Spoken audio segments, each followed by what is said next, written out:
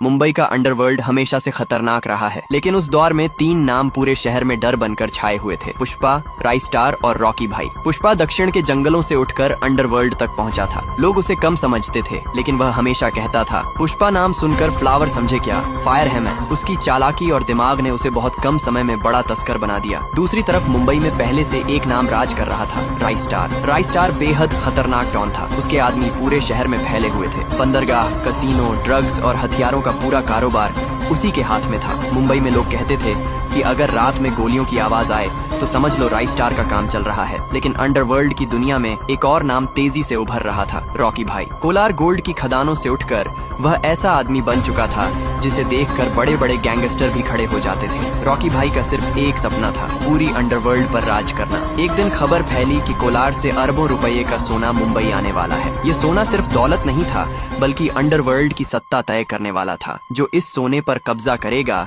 वही पूरे अंडरवर्ल्ड का असली बादशाह बनेगा। सोने की खेप मुंबई के पुराने बंदरगाह पर पहुंचने वाली थी। रात के अंधेरे में वहां तीनों अपने अपने गैंग के साथ पहुंच गए। सबसे पहले राइस्टार बोला, मुंबई में बिना मेरी इजाजत कोई कारोबार नहीं करता, ये सोना मेरा है। पुष्पा मुस्कुराया और बोला, झुकने का नहीं। तभी धुएं के बीच से भारी कदमों की आवाज आई। सभी की नजरें उस तरफ घूम गई। अंधेरे से एक आदमी बाहर आया, रॉकी भाई। उसने सिगरेट जलाते हुए कहा, अंडरवर्ल्ड में 3 लोग राज नहीं करते, यहाँ सिर्फ एक बादशाह होता है। इतना कहते ही गोलियां चलने लगी। पूरा बंदरगाह युद्ध का मैदान बन गया। कुछ ही देर में चारों तरफ लाशें बिखर गईं। सुबह जब सूरज निकला तो बंदरगाह पर सन्नाटा था। सोने की पूरी खेप गायब थी और शहर में सिर्फ एक नाम गूंज रहा था, रॉकी भाई। लेकिन दूर खड़ा पुष्पा हल्का सा मुस्कुरा रहा था, क्योंकि उसे पता था कि असली खेल अभी बाकी है। बंदरगाह की उस रात के बाद पूरे अंडरवर्ल्ड में सिर्फ एक नाम गूंज रहा था, रॉकी भाई। लेकिन कहानी यहीं खत्म नहीं हुई। कुछ दिनों बाद खबर आई कि शहर में फिर से सोने की एक बड़ी खेप आने वाली है। इस बार पुष्पा पहले से तैयार था। वह अपने आदमियों से बोला, पुष्पा कभी